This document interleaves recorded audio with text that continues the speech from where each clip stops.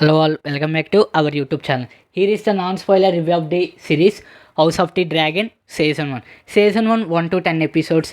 Each episode approximately 1 hour run time తో Amazon ప్రైమ్లో మనకి ఈ సిరీస్ అయితే అవైలబుల్గా ఉంది.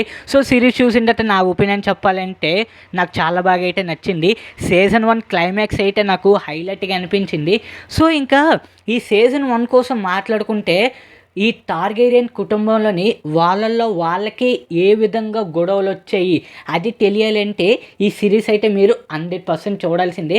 సో గేమ్ ఆఫ్ థ్రోన్స్ ఎవరైతే చూసుంటారో అందులోని డెనేరియస్ కోసం మీకైతే తెలియాల్సింది ఉంటుంది. అంటే చాలామందికి గేమ్ ఆఫ్ థ్రోన్స్ చూసిన తర్వాత ఈ పేరు అయితే చాలామందికి అయితే తెలుస్తుంది ఈ డెనేరియస్ కోసం.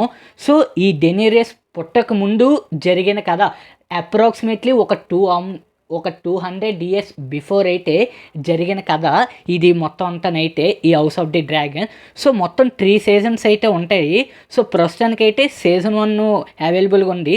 సీజన్ 2లోనైతే ఎపిసోడ్ 1 మాత్రమే రిలీజ్ చేయడం అయితే జరిగింది. సో ఎవ్రీ వీక్ అయితే ఒక్కొక్క ఎపిసోడ్ అయితే రిలీజ్ చేయనున్నారు. సో ఈ సీజన్ 1 కోసం చెప్పాలంటే వాళ్ళకే గొడవలు వచ్చి ఏ విధంగా వాళ్ళ నుంచి ఈ 7 రాజ్యాలు అనేది వేరే ఒక్కరికి ఎలా సొంతం అవుతుంది ఇదంతా తెలియాలంటే ఈ సీజన్ 1 అయితే 100% చూడాల్సిందే. లైక్ ఇంకా పెద్ద పెద్దవేం కాదు, చిన్న గొడవల వల్ల వాళ్ళకే గొడవలు వచ్చి ఏ విధంగా ఒకరికొకరు కొట్టుకొని వస్తారో దీని తర్వాత ఆ 7 రాజ్యాలు వేరే ఒక సొంతం ఎలాగవుతుందో ఇదంతా తెలియాలంటే ఈ సిరీస్ అయితే 100% మీరు చూడాల్సిందే. That's all guys. ఓవరాల్గా సిరీస్ అయితే నాకు చాలా బాగా అయితే అనిపించింది. మిస్ కాకండి. ముందు గేమ్ ఆఫ్ థ్రోన్స్ చూడండి, దాని తర్వాత ఈ సిరీస్ చూస్తే మీకు అర్థమవుతుంది. అంటే ఈ టార్గేరియన్ కుటుంబంతో పాటును ఈ లానిస్టర్ అలాగే స్టార్క్ వీళ్ళ చాలామంది అయితే ఉంటారు.